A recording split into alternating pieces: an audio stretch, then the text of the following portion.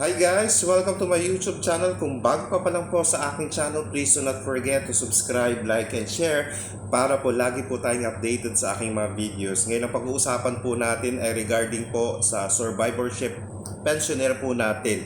Sila po ba ay entitled din po sa 13-month pension at 1,000 pesos? Ang kasagutan po, oo, lahat po ng ating qualified survivorship pensioner po natin ay makakatanggap po ng 13-month pension plus 1,000 pesos itong December na ito. Ayan, happy po tayo. Yay!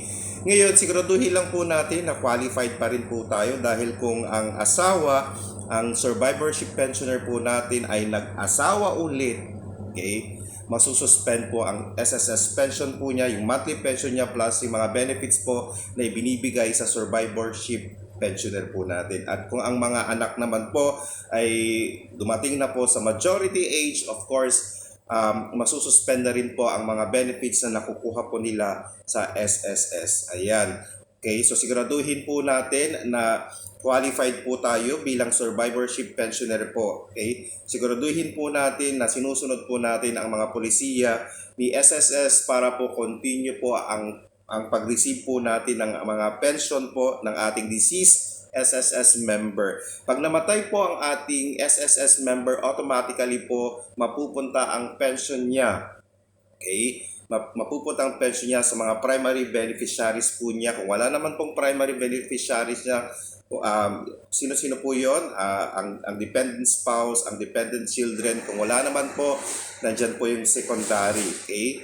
Meaning to say, kung parents po, ayan. At kung sino man po yung inilagay niyang beneficiary sa kanyang record. Ayan guys. So siguraduhin po natin na lahat po ay sinusunod natin para po wala pong hassle sa pag-receive ng ating mga benepisyo galing sa SSS. Uulitin ko po, okay, ang mga survivorship pensioner po natin, makakatanggap din po ng 13-month pension plus 1,000 pesos kada December po. Ayan.